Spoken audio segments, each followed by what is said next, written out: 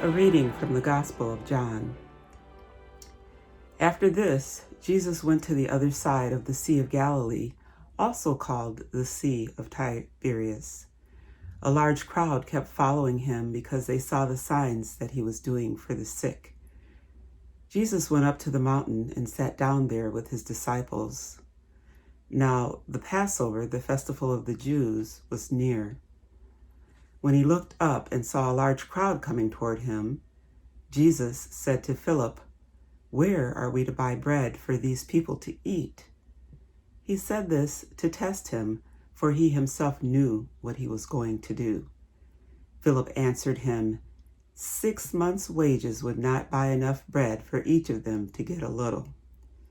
One of his disciples, Andrew, Simon Peter's brother, said to him, "There is a boy here who has 5 barley loaves and 2 fish.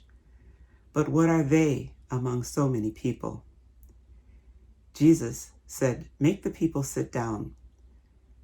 Now there was a great deal of grass in the place, so they sat down, about 5,000 in all.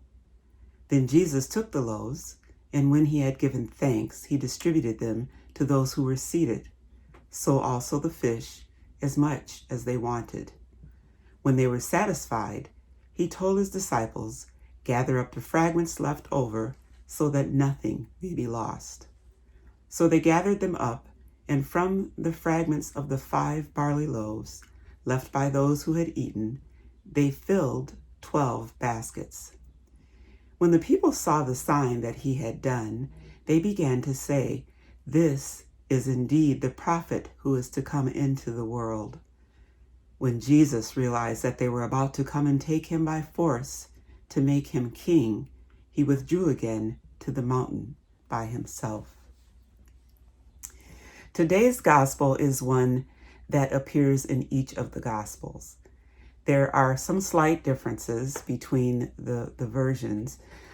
Mainly in Mark, there are 2 accounts in which a large crowd is fed.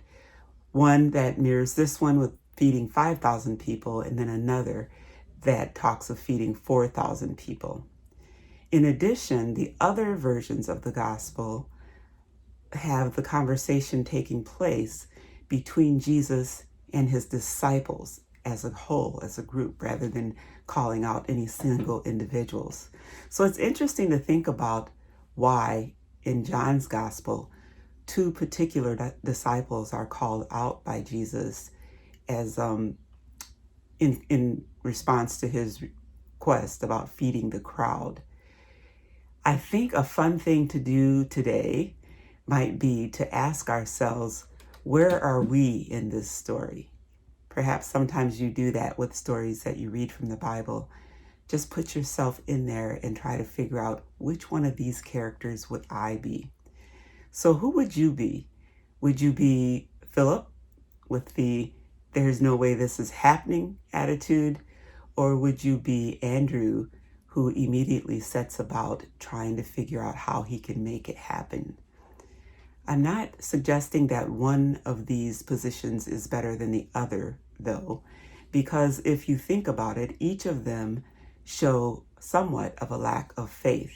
Remember, they've been traveling with Jesus. They've seen him perform miracles, and yet Philip thinks that it's not possible to feed the crowd, and Andrew thinks that he must do whatever he can to make it happen.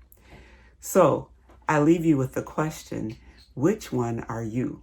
Why don't you try that out today? With respect to your faith, which one are you? Are you Philip, who simply flat out doesn't believe it's going to happen? Are you Andrew, who thinks that with a bit of your help it could happen? Or are you someone else whose faith is resting in Jesus Christ our Lord?